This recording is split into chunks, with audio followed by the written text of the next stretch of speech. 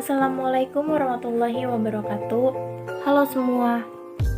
Saya di sini akan menjelaskan mengenai leadership atau kepemimpinan untuk memenuhi tugas ulangan akhir semester dengan dosen pengampu Ibu Ana Susana, SEMM, mata kuliah pengantar manajemen.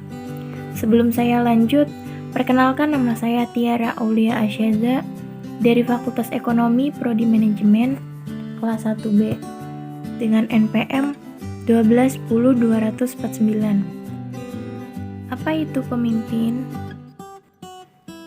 Awal kata pemimpin menurut Kamus Besar Bahasa Indonesia daring adalah pimpin, artinya yang memimpin.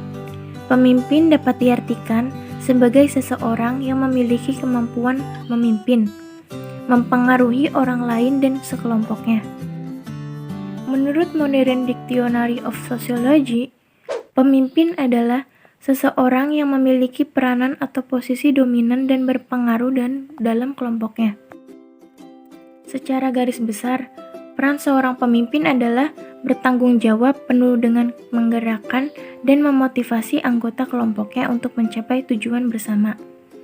Selain itu, pemimpin juga berperan sebagai pencetus ide, penyemangat kelompok, pengarah anggota, mengaktifkan anggota, mengawasi kegiatan, dan mengayomi anggotanya.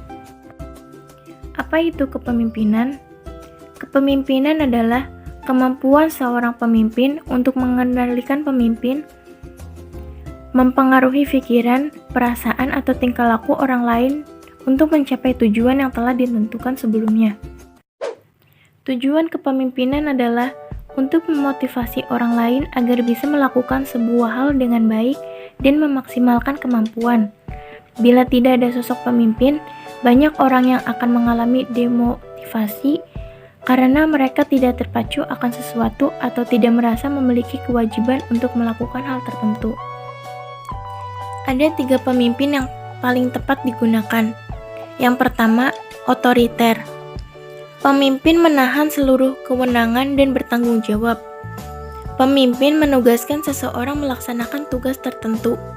Yang kedua, demokratik.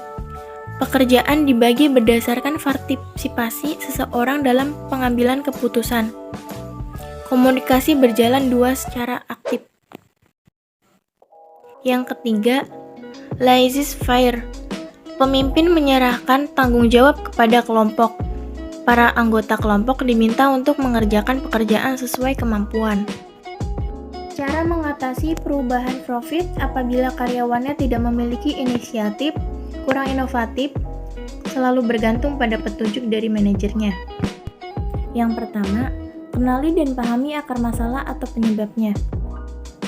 Jadi, sebelum membuat rencana untuk mengatur dan mengubah karyawan berkinerja buruk tersebut, Anda harus mendekati karyawan Anda untuk mengenali dan memahami akar masalahnya.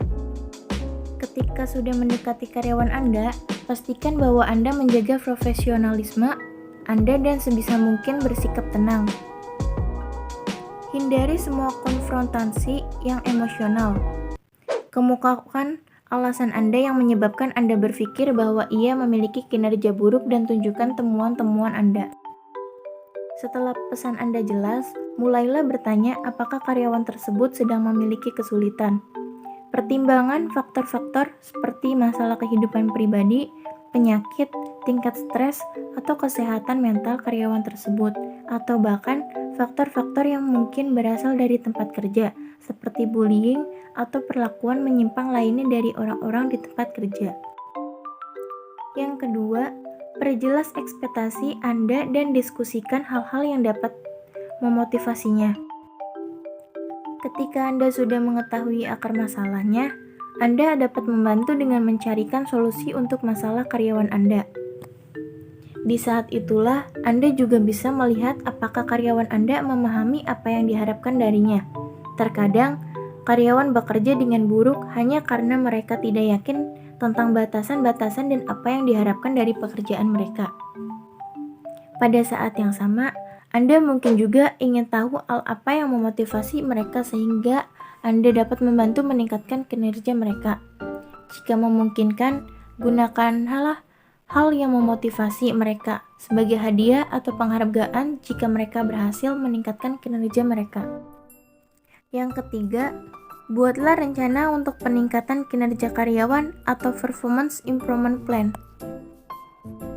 Anda sebaiknya membuat rencana untuk meningkatkan kinerja karyawan sesuai dengan informasi yang telah Anda kumpulkan dari pertemuan atau diskusi dengan para karyawan dengan kinerja terburuk. PIP yang juga disebut sebagai Performance Action Plan atau PAP merupakan sebuah rencana tindakan yang dilakukan dengan tujuan untuk meningkatkan kinerja para karyawan berkinerja buruk dengan harapan bahwa akan ada perubahan. Disarankan bagi para profesional HR dan manajer terkait untuk mengevaluasi dan mengembangkan perencanaan ini bersama-sama. Selain itu, buatlah sistem penghargaan yang akan diberikan jika kinerja karyawan yang bersangkutan telah meningkat sekaligus sanksi yang akan diberikan jika kinerja karyawan yang bersangkutan tetap tidak meningkat. Yang keempat, latih, pantau, dan beri masukan. Ketika perencanaan sudah diterapkan, kedua belah pihak atau pemilik perusahaan dan karyawan sebaiknya secara teratur memantau kemajuan apakah sudah sesuai dengan tujuan atau objektif dari PIP. Selalu beri kesempatan bagi karyawan untuk bertanya dan mendapati bimbingan untuk menghadapi hambatan yang timbul selama PIP.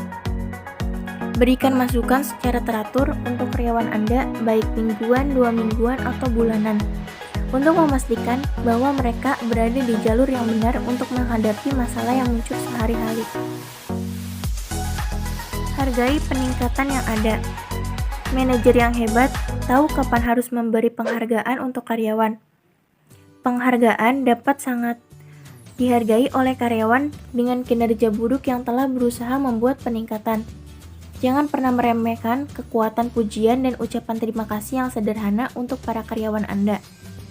Memuji dan memberi penghargaan untuk karyawan Anda membawa pengaruh baik tidak hanya untuk para karyawan tersebut, akan tetapi juga untuk semua bagian perusahaan, karena hal ini menunjukkan bahwa Anda memperhatikan kerja keras mereka dan menjadi motivasi untuk Anda. Bagaimana jika tetap tidak ada peningkatan kinerja? Usaha Anda dalam mengubah para karyawan dengan kinerja buruk ini akan berakhir dengan 3 cara, baik dengan meningkatkan kinerja mereka, yang berarti bahwa rencana Anda sukses, atau tidak ada perubahan apapun, atau lebih buruk lagi, kinerja mereka menjadi semakin memburuk. Tidaklah mudah untuk mengubah mereka karena hal ini juga memerlukan tingkat komitmen yang sama dengan keinginan untuk meningkatkan diri mereka sendiri. Akan tetapi, terkadang ada waktu di mana usaha-usaha kita tidak berhasil sebagaimana seharusnya. Tidak peduli seberapapun Anda telah berusaha untuk mempertahankan mereka di perusahaan. Oleh karenanya, Anda juga sebaiknya siap mental untuk membiarkan mereka pergi walaupun langkah ini sebaiknya selalu menjadi solusi terakhir. Sekian penjelasan presentasi saya. Semoga bermanfaat, kurang lebihnya mohon maaf. Wassalamualaikum warahmatullahi wabarakatuh.